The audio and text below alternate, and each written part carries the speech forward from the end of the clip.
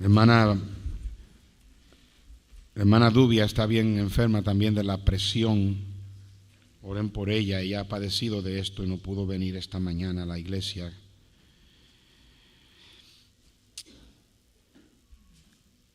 Para algunos predicadores la predicación es una labor, es una tarea. El pastor Hiles nos enseñó a nosotros que la predicación era como una herramienta que él usaba para arreglar algo roto. Yo soy el primero que reconozco que yo no soy un gran predicador. Hay muchos predicadores que son mejores que yo. Si vamos a compararnos, yo tal vez estoy en la parte de abajo de la lista. Pero la verdad que yo digo, las verdades de la palabra de Dios, esas sí son tremendas. A mí me fascina aprender de la Biblia. A mí me fascina escuchar predicaciones que uno aprende, que uno se alimenta. Es triste cuando alguien va a una iglesia y dice, pues ahí a mí no me alimentan ahí, yo no recibo nada. Hay veces que no es culpa del predicador. Voy a estar hablando más de eso esta noche. Pero hay mensajes que el Señor a mí me da, que yo le he estado pidiendo a Él que me dé por varias semanas, especialmente cuando yo noto una necesidad. Para mí la Biblia es como un botiquín lleno de medicinas. Y el trabajo mío es poder caminar con ustedes para conocer y para poder estar al tanto de lo que tú necesitas, pero caminar con Dios lo suficiente para saber cómo darte la medicina que tú necesitas. Y Dios sabe que yo hago lo mejor que puedo. En cuando me paro aquí a predicarte, darte mensajes que te ayuden, que te alimenten, que te edifiquen, que te hagan mejor persona, mejor cristiano. Que tú puedas decir, bueno, a lo mejor el pastor me cae gordo, o a lo mejor el pastor, como una caricatura que me mandó mi papá por el teléfono, de esta pareja que estaban saliendo de la iglesia y ahí estaba el pastor saludando a los hermanos mientras se despedía de ellos, y esta pareja le dijo, pastor, todo iba bien hasta que usted cambió de predicar a meterse en lo que no le importa. Y a veces eso pasa. Y a lo mejor usted dirá, el pastor predicó y me dijo a mí, me habló a mí, y acá yo ni sabiendo a quién le hablé, y a lo mejor usted piensa, el pastor la tiene conmigo, pero no es así. Lo importante es que cuando usted salga de aquí, usted pueda decir, el Señor a mí me habló, y Dios a mí me alimentó. Hay mensajes que yo predico, que los preparo en una semana y que el Señor a mí me da y yo empiezo a escribir y como que la mano no para, ahí estoy, wow, esto está tremendo, hasta yo mismo me impresiono. Pero hay mensajes que me he sentado a escribir y de ahí no sale nada. Y a veces que son mensajes que yo tengo que dejar a un lado y después estudiarlos y después estudiarlos y seguir estudiándolos. A veces me toma, como prediqué la semana pasada por la noche, ese mensaje que prediqué de la amargura el domingo pasado por la noche fue un mensaje que yo he estado tratando de buscar por meses. He tratado de preparar un mensaje que tiene que ver con la amargura y no lo podía preparar hasta que finalmente lo preparé para el domingo. Y hay mensajes que puedo predicar que los preparo en unos par de días. Dios tiene control de eso. Yo lo que quiero es que Dios me use para ayudarte. Y en esta mañana yo voy a hablar de una palabra que es fundamental para la vida. Es una de esas palabras que la vida no se puede vivir sin eso. Así como el amor. Imagínense la vida sin amor. Así como la palabra justicia. ¿Cómo sería la vida si no hubiese justicia? Así como la palabra perdón. Es algo con lo cual tenemos que tratar. Es parte de la vida. La palabra de la que estoy hablando en esta mañana, voy a estar hablando todo el mensaje, es la palabra confianza. The word trust. Esa palabra confianza o confiar o confiaré en diferentes maneras aparece más de 100 veces, más de 130 veces para ser exacto, en toda la Biblia. Tú puedes buscarte una concordancia y buscarla en inglés, la palabra trust, trusted, todas esas palabras que derivan, o buscar la palabra en español, confiar, confiaré, esperaré, y encuentra que hay más de 130 veces en que la palabra aparece en toda la Biblia. Y ustedes que me conocen saben que cuando yo estudio la Biblia busco siempre, muchas veces busco la repetición, porque la repetición en la Biblia tiene mucho que decir, mucho que enfatizar. La mayoría de las veces que la palabra confiar aparece en la Biblia tiene que ver con nuestro confiar en Dios. En Dios confiaré, confía en Dios.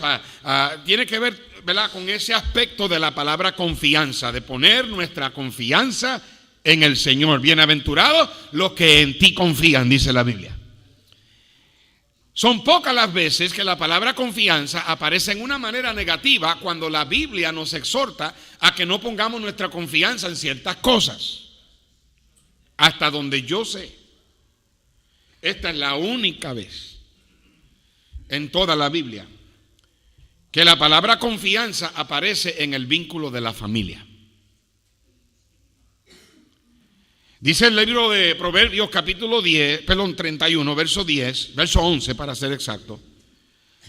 Hablando aquí de la mujer virtuosa, dice: el corazón de su marido está en ella, ¿qué? Confiado.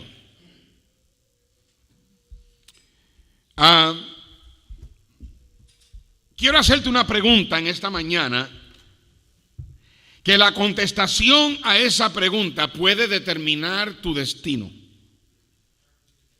Así que quiero advertirte que la contestación mala o la contestación incorrecta aquí a esta pregunta te puede llevar a estragos, a desesperos, te puede llevar a la destrucción.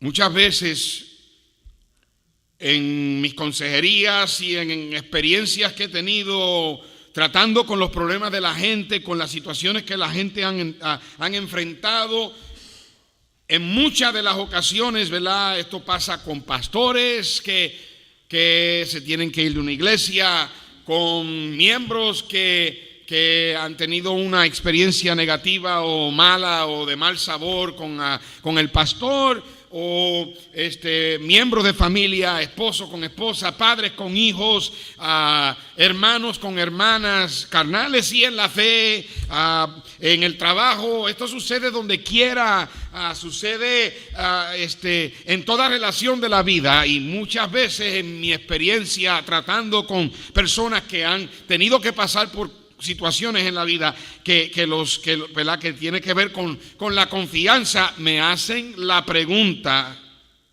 ¿cómo puedo volver a confiar en Él?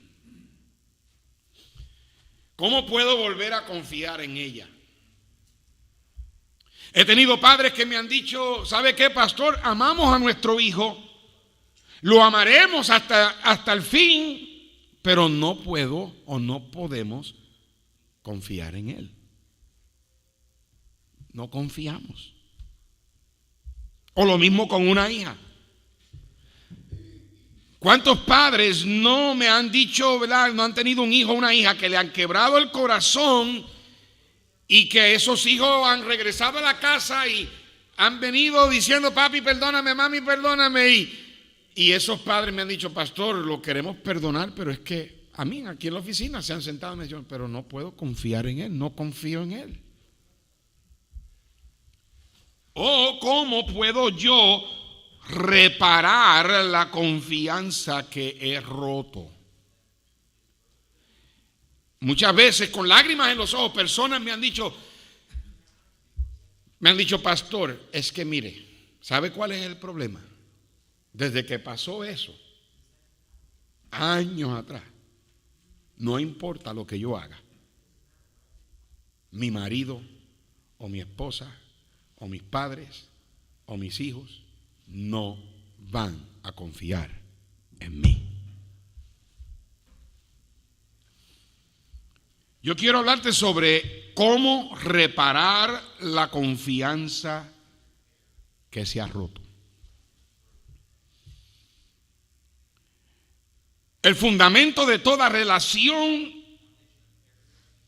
para que esa relación pueda funcionar como el reloj, ustedes me compran, funcionar como un reloj funciona, funcionar como el teléfono funciona, funcionar como el carro funciona. Toda relación tiene un fundamento para que esa relación pueda trabajar bien, y ese fundamento es la confianza. El mundo tiene un concepto bien raro y bien diferente y antibíblico, obviamente, sobre la confianza. Cuando viene a parejas matrimoniales, es increíble cómo hombres y mujeres viven en inmoralidad. Viven teniendo relaciones con diferentes personas para llegar a la conclusión a ver en quién van a confiar.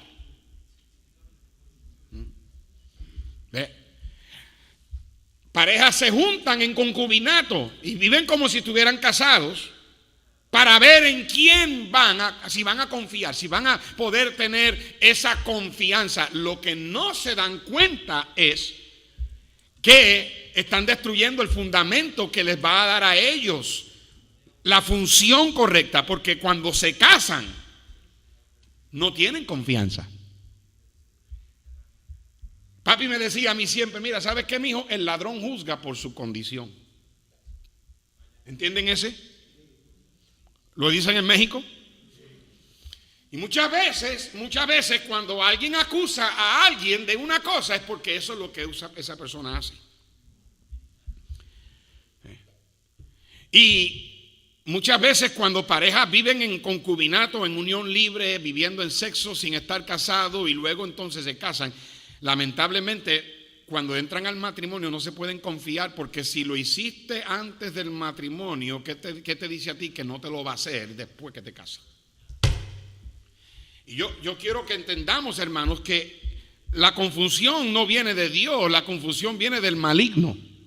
Dios estableció un orden bíblico y cuando nos salimos del orden bíblico no tenemos la bendición de Dios. No esperes que Dios te bendiga. La verdad del caso es, como Spurgeon decía, Dios no va a dejar que un cristiano peque con éxito. Dice, bueno, pastor, pero todos pecamos. Oh, sí, todos pecamos. Todos cometemos errores. Todos tenemos esqueletos en el closet, como quien dice. Pero yo te voy a explicar la diferencia entre aquellos que Dios bendice y aquellos quienes, como te dije, por la contestación equivocada, lo que se han traído es pura destrucción, frustración. Es bien difícil vivir la vida en desconfianza. Es miserable. Brother Kelly, can you help me and take out the heat out of the units and turn on the fans, the unit fans, please, so the air can circulate.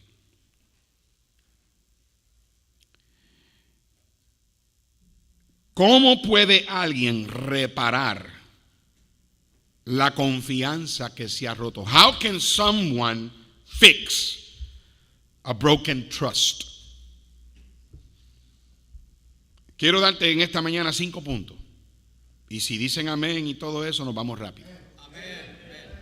Porque yo tengo hambre. No he comido nada desde ayer. Una tacita de café por la noche, porque ¿verdad? Me porté mal esta semana y estoy que me como una vaca.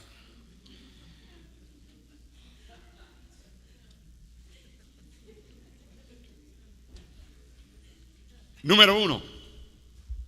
¿Cómo puedo yo reparar, fix? ¿Cómo puedo yo reparar la confianza que se ha roto? Número 1, tienes que tener la actitud correcta. You have to have the right attitude. Tienes que tener la actitud correcta. Dice, bueno, pastor, ¿cuál es esa actitud? Escúchame, que desconfianza puede repararse. Esa es la actitud correcta. ¿Cómo puedo yo reparar confianza que yo he roto o que alguien ha roto? Bueno, la actitud correcta es que se puede reparar, puede ser hecho. ¿Por qué? Porque ha sido hecho, porque Dios lo ha hecho. Porque aquí en este cuarto hay hermanos y hermanas, parejas que antes no tenían ninguna confianza porque por cosas que venían arrastrando, y la gracia de Dios les ha dado confianza. Porque ha sido hecho.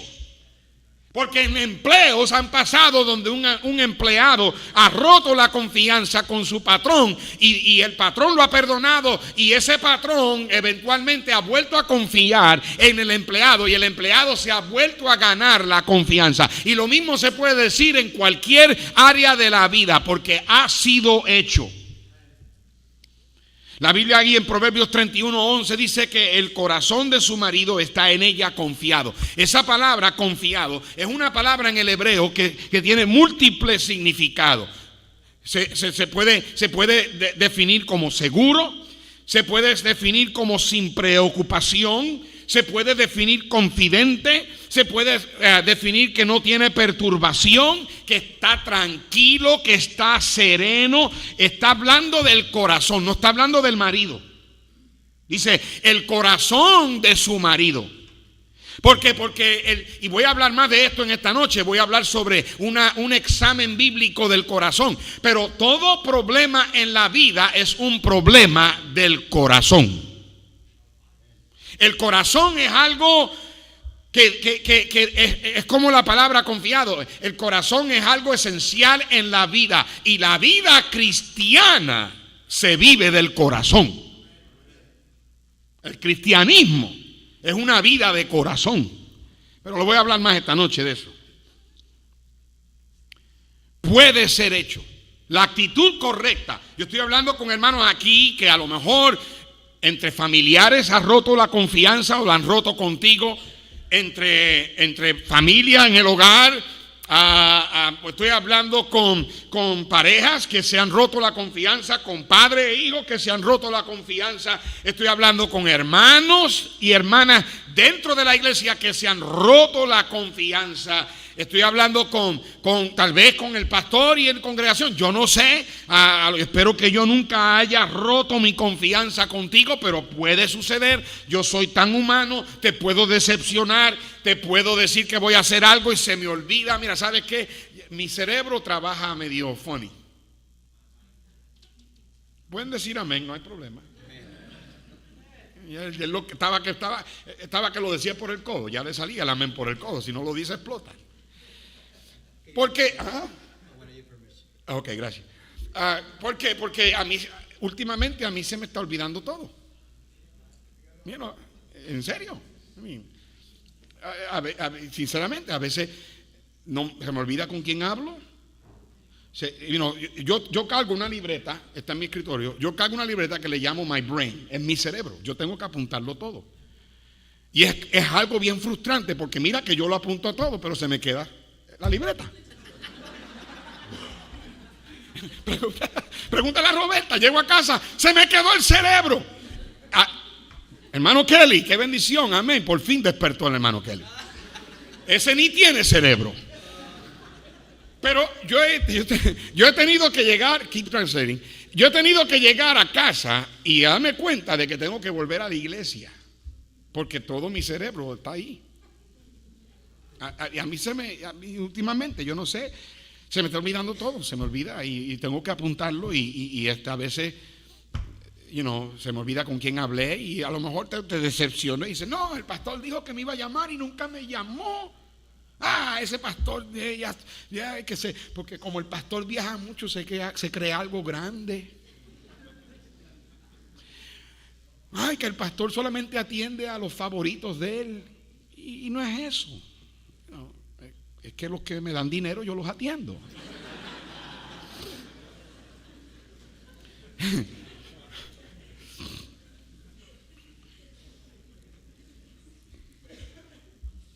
Pero la desconfianza rota se puede reparar. ¿Sabe por qué? Porque para Dios no hay nada imposible. ¿Sabe por qué? Porque Dios puede hacer cualquier cosa. ¿Sabe por qué? Porque Dios lo ha hecho antes. Porque Dios es un experto en agarrar cosas rotas y repararlas. Y repararlas de un modo que hasta lucen mejor que lo que estaba antes de que se rompiera. Es algo que Dios hace. Él es un maestro. Él es algo maravilloso ver a Dios obrar cuando Dios es el que hace la obra. Eso se puede reparar. Yo estoy hablando con hijos aquí que han sido heridos por sus padres. I'll never trust my dad again. He violated my trust. I love him, but I can never trust him. I want to say that a broken trust can be repaired. Puede ser reparado. And that's the right attitude. Ahora mismo, si la actitud tuya es no, I forget it, ya yo no quiero ni escuchar este mensaje, den la contestación incorrecta a la pregunta. ¿Puedo reparar una confianza rota? La contestación incorrecta a esa pregunta te va a llevar a la miseria, a la destrucción. Es triste ver gente llegar a una conclusión y decir, I'll never trust another man as long as I live.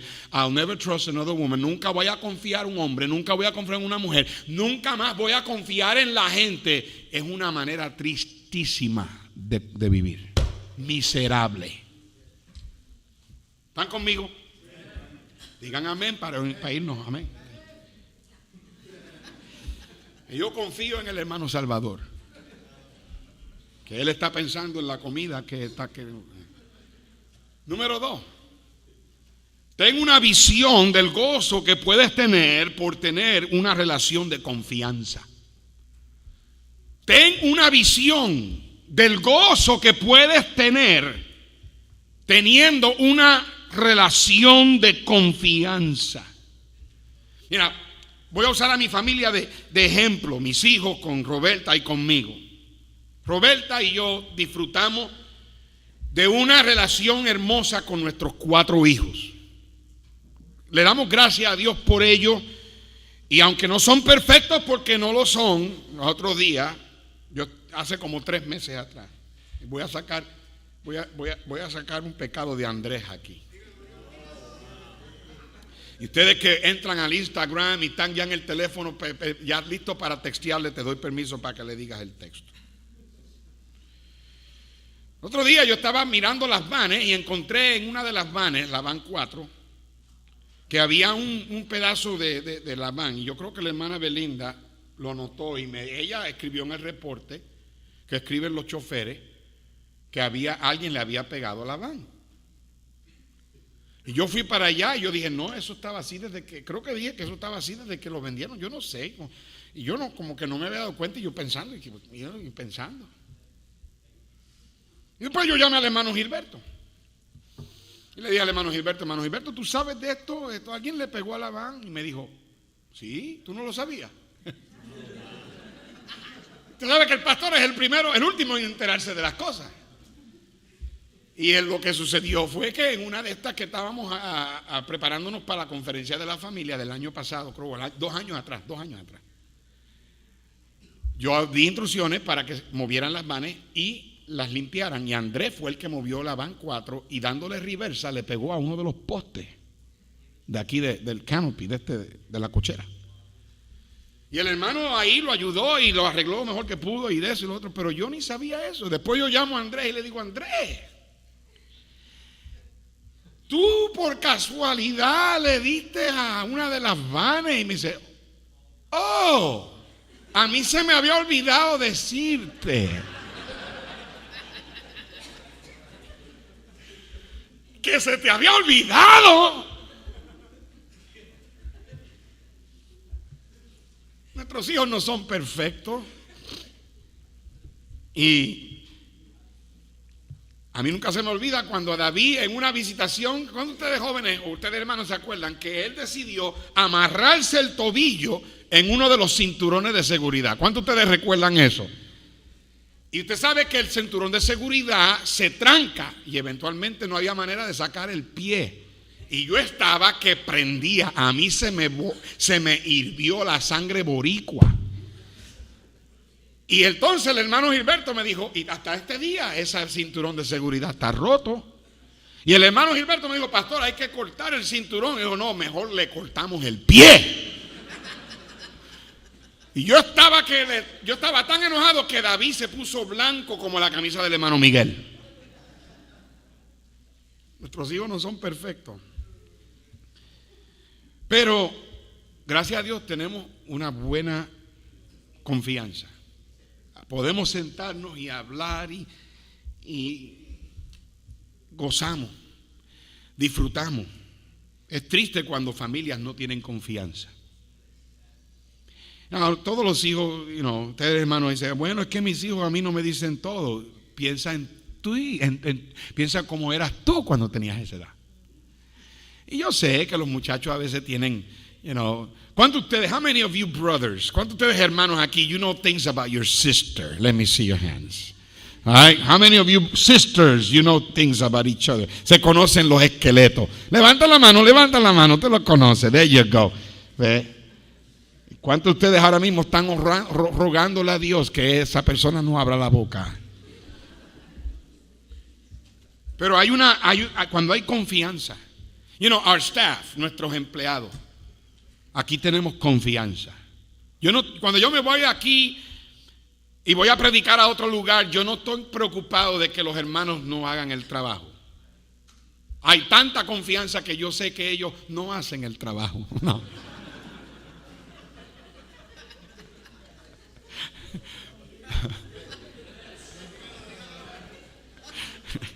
No, tenemos confianza. Confianza es creer en alguien. Confianza es depender de alguien. To rely on. ¿Que no confías en mí? Confianza es poder sostenerte. Aun cuando la persona tal vez ha cometido errores, es ese depender, es ese recostarse. Eso es creer en alguien. Gracias. Es proveer ponerse en las manos de alguien, literalmente. Poner la vida de uno en las manos de alguien y decir, yo confío en ti. Es no preocuparse de nada. Es recostarse de la integridad de alguien o de la palabra de alguien. Alguien te dice, you have my word, tú tienes mi palabra. Y con eso, ¿se acuerda de los días cuando la gente vivía con la palabra? ¿Se acuerda cuando la gente iba al banco y con la palabra le daban dinero?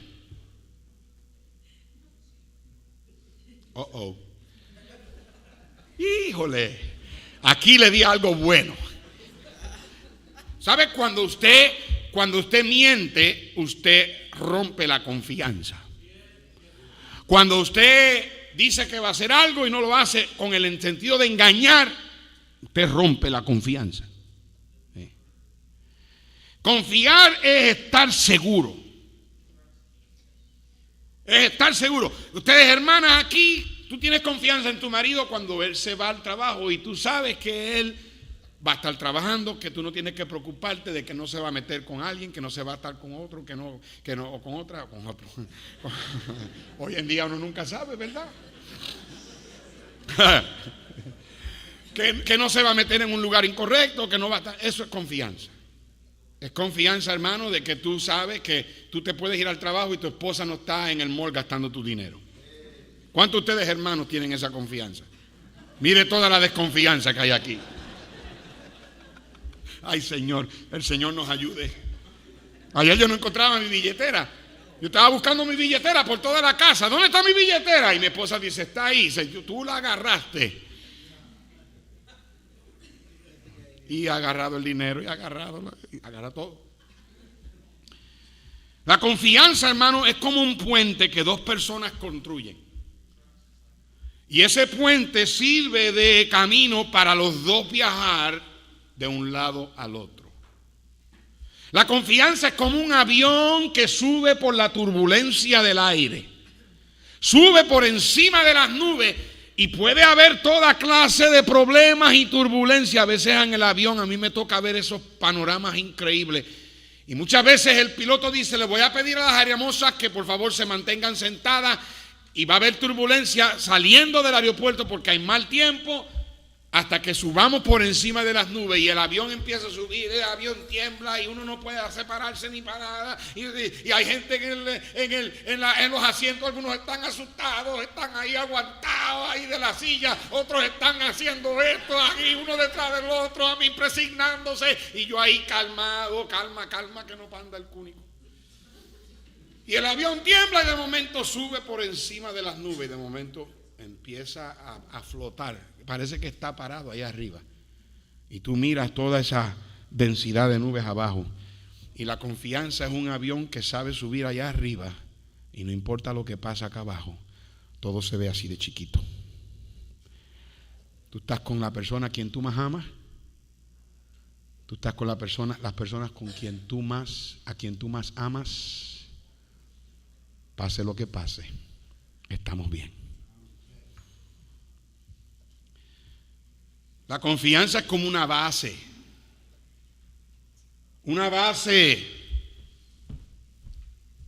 de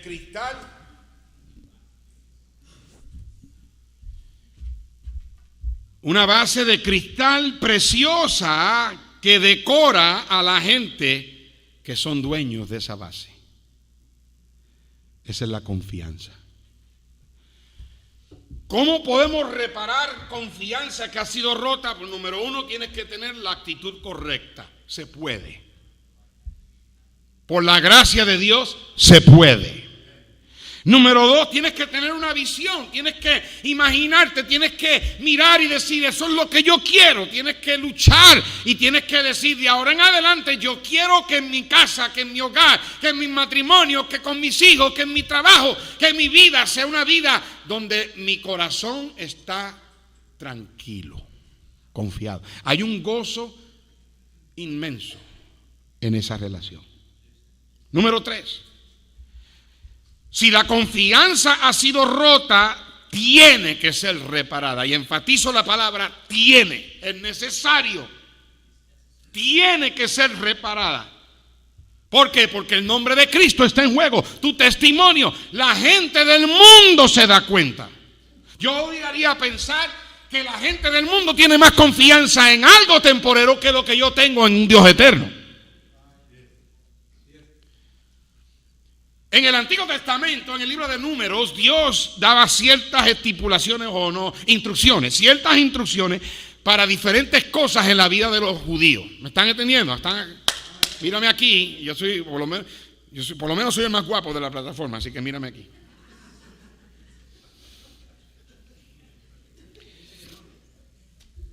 Bueno,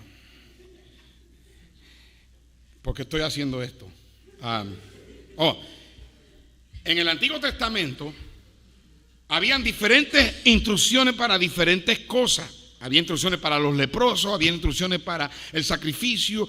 Y una de las cosas que Dios le dio a los judíos, para los judíos tratar con los celos.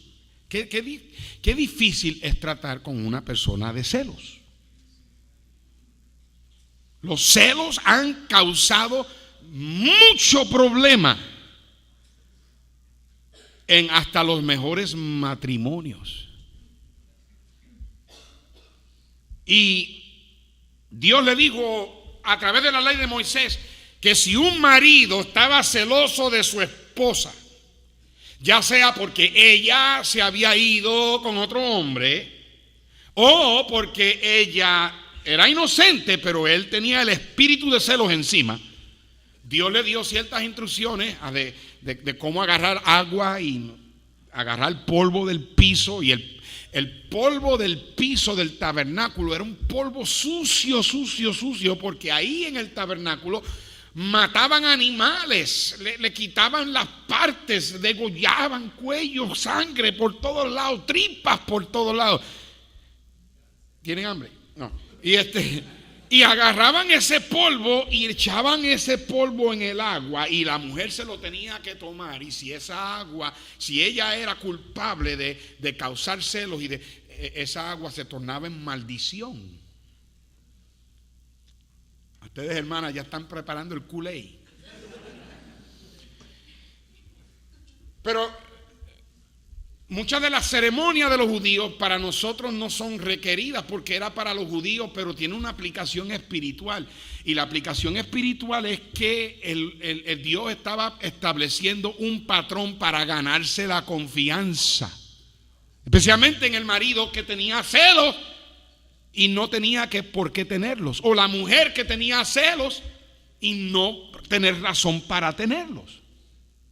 Y muchas de esas cosas vienen por la falta de confianza. Y Dios estableció ese patrón para enseñarnos lo importante que es para nuestras relaciones tener confianza. Y si la confianza se ha roto, tiene que ser reparada. No vas a ser feliz, no vas a tener la bendición de Dios a menos que la repares, a menos que la arregles. Te dije que la actitud correcta la tienes que tener. Te dije que tienes que tener una visión del gozo que uno siente cuando tiene una relación de confianza. Te dije que tiene que ser reparada. Ahora las últimas dos preguntas es la clave del mensaje, y especialmente este cuarto punto es el más importante de todo porque es el que menos la gente practica. La pregunta es: ¿cómo reparo yo una relación donde la confianza ha sido rota? Y este es el punto que la gente menos agarra. Tal vez la razón principal por qué no se reparan las confianzas que han sido rotas. Número 4, tienes que estar dispuesto o dispuesta a pagar el precio del tiempo. A no todo el mundo le gusta esperar. En Isaías 40:31 dice la Biblia, y muchos lo conocen: los que esperan tendrán ¿qué? Nueva fuerza. Esa palabra esperar no es que te sientes ahí no. En inglés dice they that wait. La palabra wait viene de la palabra waitress or waiter, como el que mesero, la mesera que está pendiente a tus órdenes. Viene y te dice: bienvenidos a tal y tal restaurante, ¿quieren algo de tomar? Si nos gustaría un refresco, una limonada, un té frío, algo de entrada. ¿Quiere alguna entrada? Sí, tráeme unos deditos de queso, ¿verdad? Unas alitas de pollo ahí con salsa ranch. O unos nachos con fajita y guacamole y sour cream y lechuga y tomate y... ¡Ay, qué difícil es esperar que el pastor termine de predicar! Y ese mesero está pendiente en lo que tú decides que te vas a comer. Si te vas a comer un ribeye de 10 onzas o te vas a comer unas fajitas trío, combination de pollo y carne y camarones, o te vas para los chinos y ahí te ordena pollo agridulce con pepper steak y arroz frito y lo mein y chow mein y todo lo que termina en mein.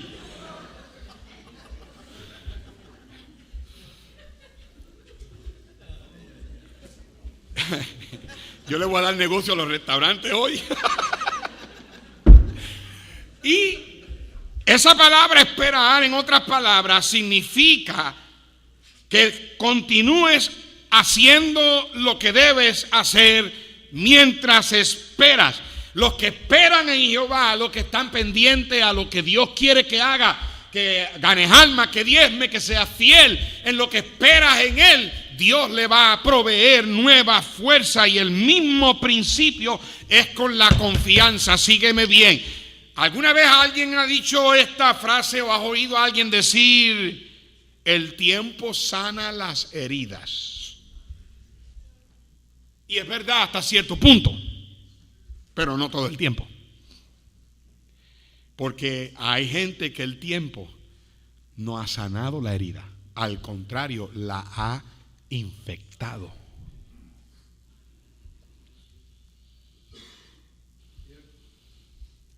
Hay gente aquí que tienen heridas infectadas y que con el tiempo se ponen peores. El tiempo no sana. Entonces, ¿qué es lo que sana? Lo que sana es lo que esas dos personas hacen mientras esperan.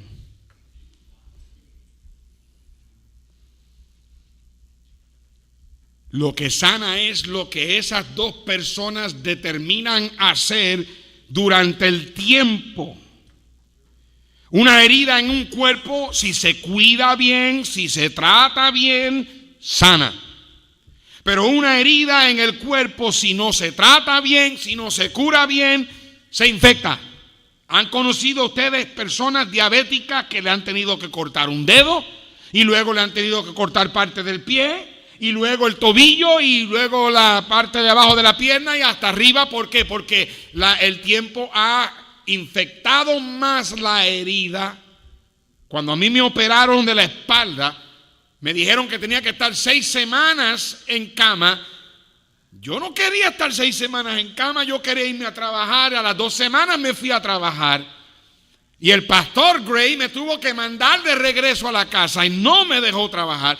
Y la razón era porque la herida, aunque por fuera la cicatriz estaba bien, la herida tenía que sanar de adentro para afuera. Y muchas veces después de 3 semanas de alguien cometer un error o haber cometido un pecado, se preguntan, pero ¿y por qué todavía no confían en mí? Claro que no.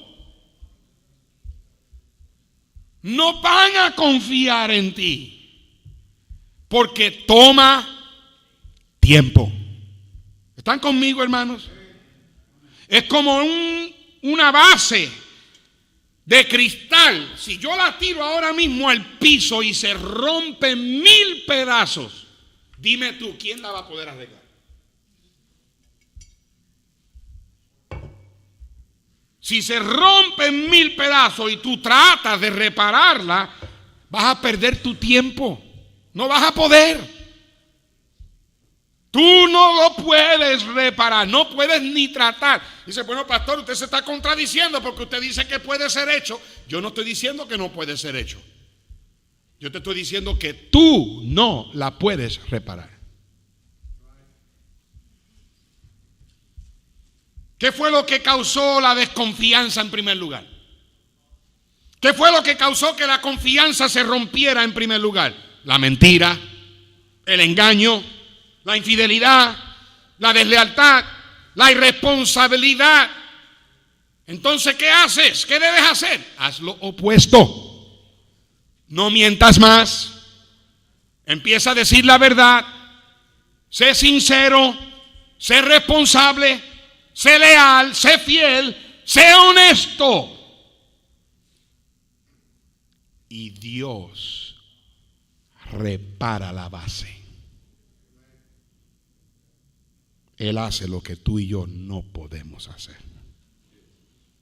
Pero toma tiempo.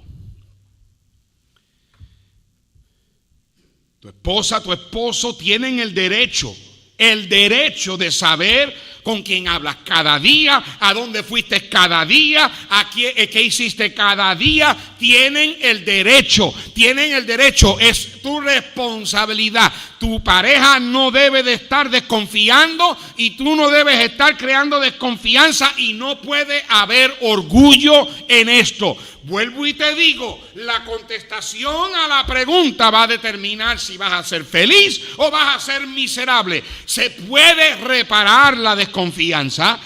Tienes que tener una visión. Tienes que entender que el tercer punto, que la confianza tiene que ser reparada.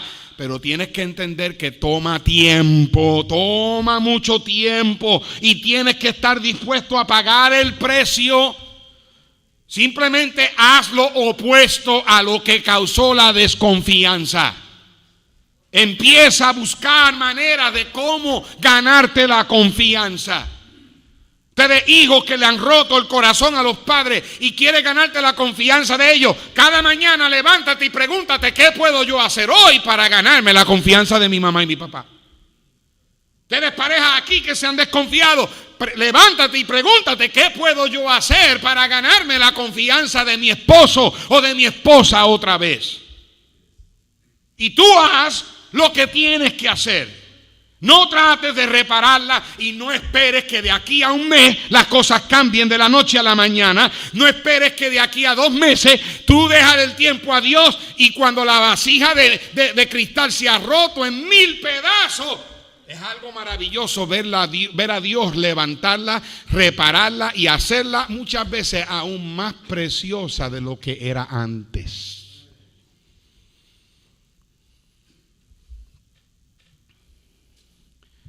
Por último, paga el precio del arrepentimiento verdadero. True repentance. Ve conmigo a 2 Corintios 7. Están medio callados, hermanos, sigo predicando. ¿Están conmigo? En 2 Corintios capítulo 7. Mira el versículo 8. ¿Recuerdan el problema que hubo en la iglesia de Corinto? Y todos los problemas que Pablo tuvo que escribir en la primera carta y los regaños y todo. En la segunda carta, Pablo ahora habla del arrepentimiento de los hermanos. Y en el capítulo 7, verso 8, él dice: porque aunque os contristé con la carta, no me pesa, aunque entonces lo lamenté, porque veo que aquella carta, aunque por algún tiempo os contristó, ahora me gozo, no porque hayáis sido contristados, sino porque fuisteis contristados. ¿Para qué? Arrepentimiento. En otras palabras, la tristeza que causó lo que ellos estaban haciendo y el regaño de Pablo lo guió a ellos a arrepentirse. Seguimos leyendo: porque habéis sido contristados según Dios, para que ninguna pérdida padecieseis por nuestra parte. Verso 10. Porque la tristeza o el arrepentimiento que es según Dios produce arrepentimiento para salvación. De que no hay que arrepentirse, pero la tristeza ¿del qué? Del mundo produce ¿qué? Está hablando de 2 arrepentimientos. Hay arrepentimiento verdadero y hay arrepentimiento falso. Todos aquí conocemos gente que dice: ay, sí, perdóname, y vuelven a lo mismo. Ay, sí, ahora sí, no lo vuelvo a hacer, y vuelven a lo mismo. ¿Tú sabes cuántos muchachos? Yo he hablado con ellos en la cárcel que me han dicho: pastor, cuando yo salga de la cárcel voy para la iglesia. Y vinieron a la iglesia 1 o 2 veces, pero están otra vez allá en el mundo. Eso no fue arrepentimiento verdadero. Pero hay arrepentimiento que es según Dios. Y el arrepentimiento según Dios produce salvación. Verso 11. Porque he aquí esto mismo, de que hayáis sido contristados según Dios, que es solicitud. La palabra solicitud es una palabra de negocios ahí. Ustedes, hermanos, aquí que tienen negocios propios, tú sabes la solicitud, el esfuerzo, la diligencia que tú le pones al negocio para que el negocio prospere. Es ese mismo principio. Cuando una persona se arrepiente de verdad, pone esfuerzo, pone diligencia, hace lo que tenga que hacer. ¿Me están escuchando, hermanos? No solamente produce solicitud, dice la Biblia, que solicitud produjo en vosotros, que defensa. En otras palabras, está hablando aquí, no está hablando de, la palabra en inglés creo que se llama, what's the English word? Clearing up yourself. En otras palabras, está hablando de cómo una persona hace lo que puede hacer para salir bien, para que te des cuenta de que yo verdaderamente me arrepentí de haber roto tu confianza. Luego dice, qué defensa, qué indignación. En otras palabras, agarras un coraje a ti mismo, un coraje a lo que hiciste, un coraje a lo que la desconfianza le ha causado a tu vida, a tu relación con fulano, fulana, a tu relación con tu marido, esposa, a tu relación con tus hijos. Te indignas, te enojas tanto que tú dices: esto no va a volver a suceder en mi casa. Eso es arrepentimiento verdadero. Luego dice: ¿qué temor? Nos debe dar miedo, hermanos, miedo, nos debe dar miedo cuando el pecado ha entrado en nuestras vidas y hemos visto las consecuencias y Dios nos da una segunda oportunidad. Nos debe dar miedo de que volvamos de nuevo a hacer lo mismo. No todo el tiempo Dios le da segundas y terceras oportunidades a la gente. Dice: del ardiente afecto, qué celo, qué vindicación. En todo os habéis mostrado limpios en el asunto. Hay arrepentimiento verdadero y arrepentimiento falso. La confianza no se puede reparar sin arrepentimiento verdadero. Allá en Longview hay una muchacha que, si yo les digo el nombre, algunos de ustedes la pueden que la conozcan. Y esta muchacha, y Roberta sabe de quién estoy hablando, esta muchacha cuando estaba en high school, años atrás, cuando estaba en high school, en una ocasión que sus padres salieron de viaje, esta muchacha se metió a la casa un montón de jóvenes de la high school y hicieron cosas indebidas. No llegó a la inmoralidad, pero estuvo a punto. Si no hubiese sido porque el pastor, el hermano Bob, que era en aquel tiempo pastor de jóvenes, intervino, alguien le avisó y el hermano se apareció ahí y le salvó la vida a muchos jóvenes. Y esta muchacha era estudiante del colegio de Texas Baptist College en aquel tiempo, al igual que muchos de estos muchachos, y todos fueron traídos al comité de disciplina. Yo era parte del comité de disciplina. Y cada uno recibió sus deméritos y cada uno recibió sus consecuencias y todo. Y la mayoría de ellos, algunos se fueron hasta del colegio, se fueron al mundo, salió para afuera lo que verdaderamente era. Pero esta muchacha mostró un arrepentimiento genuino. Yo le escribí una carta a esta muchacha. Roberta sabe. Y le dejé saber a ella que yo estaba orgulloso de ella y que todavía Dios la podía usar. Y hasta este día esa muchacha tiene esa carta. Ella está casada ahora. Yo ayudé a que ella encontrara a su esposo. Yo no sé si él me agradece, pero... Y tienen 2 hijos preciosos. Y cada vez que vamos allá, yo le doy gracias a Dios que Dios me dio la oportunidad de influenciarla, porque tuvo arrepentimiento verdadero. Y cuando hay arrepentimiento verdadero se puede arreglar la desconfianza. Al punto de que yo estoy sacando esto ahora lo uso de ilustración, pero es como si nunca hubiese nada pasado. Dios tiene una manera de borrar las cosas. Yo me pregunto si el Señor nos da a nosotros una entradita de lo que Él quiere decir cuando Él dice: no me acordaré más.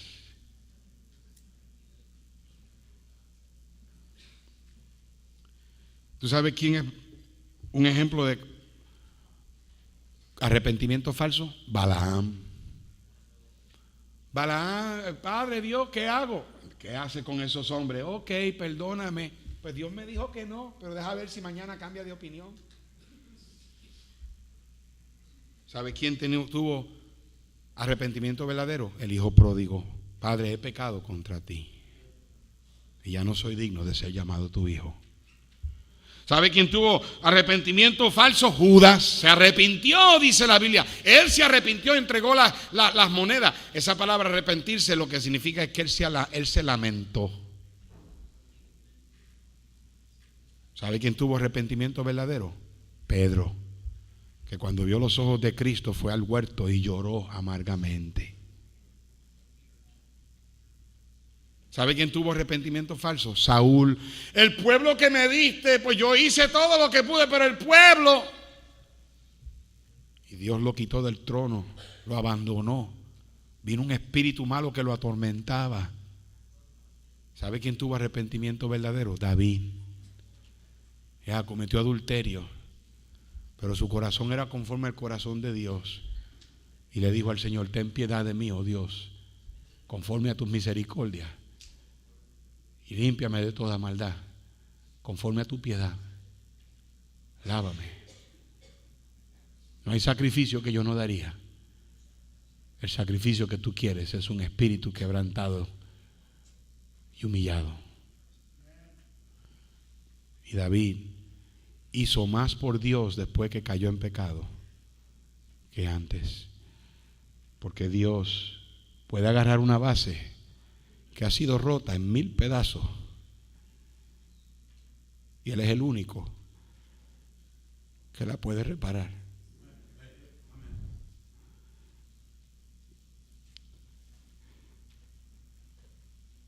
Es imposible vivir en esta vida sin ser desilusionado, sin ser decepcionado. Imposible que alguien no te ofenda.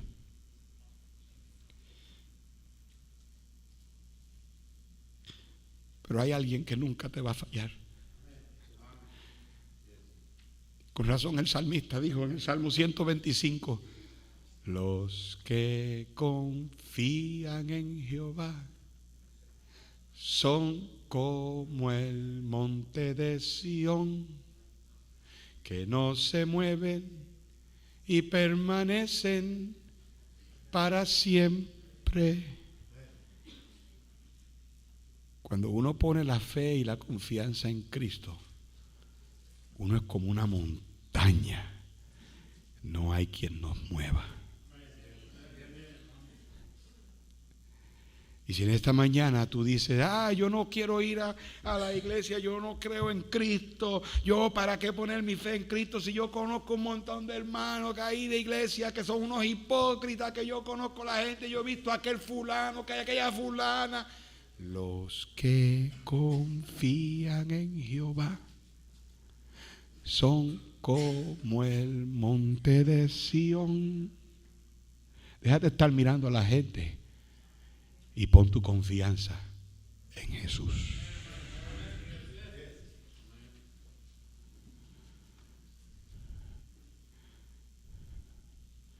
Padre, Señor, bendice el mensaje.